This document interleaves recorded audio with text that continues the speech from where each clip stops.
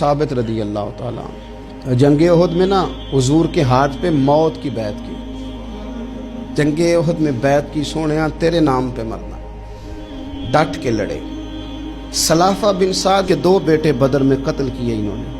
एक कबीला गजील था, उन्होंने उहद के बाद हुजूर से कहा कुछ कारी हमें दे दें, हमने कुरान सीखना है। तो नबी पाक ने कुछ बंदे भेजे, तो आसिम बिन साबित को भी भेजा, लेकिन उन्होंने धोखा किया।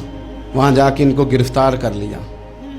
जब गिरफ्तार करके मक्के वालों के हाथ बेचने लगे तो हज़रत आसिम बिन साबित ने तलवार निकाल ली। फरमाने लगे मैं काफिर का कैदी होके जीने से बेहतर है शहादत की मौत मर जाऊं। काफिरों का कैदी लड़े और फरमाने लगे मेरे कमान में तीर बाकी है, मैं लड़ूंगा और इतना लड़ूंगा कि तुम्हें पता चलेगा मुझे लड़ना आता है। और फरमाया मैं सब्र करूंगा और सब्र करके दिखाऊंगा, मैं डटूंगा और तुम्हें डट के। अकेला बंदा मैदान में डट गया, अकेला। जब तीर खत्म हो गए तो फिर नेजा निकाल लिया।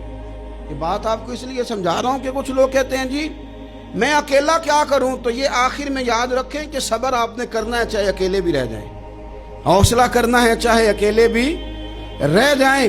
अकेले लड़े, तीर खत्म हो गए तो नेजा निकाल लिया, खूब लड़े। अब उसने कसम खाई थी कि मैंने इनकी खोपड़ी पे माज़अल्लाह खोपड़ी मंगानी है, सर मंगाना है। और ये जो ले जा रहे थे धोखे के साथ, ये भी बेचने ले जा रहे थे। तो जब थक गए ना और चारों जानिब से जिस्म में तीर पे वस्त हो गए तो दुआ मांगी।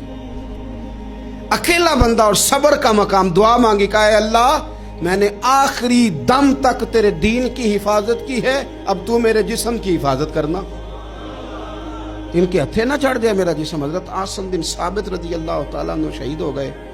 काफिर करीब गए जिस्म पकड़ने के लिए, गिरफ्तार करने के लिए, सर काटने के लिए, तो शहद की मक्खियां आ गई, पूरे जिस्म पे कब्जा कर लिया। करीब जाते तो मक्खियां लड़ती, कहने लगे पीछे हट जाओ, शाम होगी ना तोड़ जाएंगी, फिर हम सर काट लेंगे। शाम तक चारों जाने बैठे रहे, ना कोई हवा आई, ना कोई बादल बरसा, ना कोई तूफान आया। शाम को इन्होंने उठाना था, एक रेला आया पानी का और जनाब आसिम बिन साबित की लाश मुबारक को बहा के ले गया।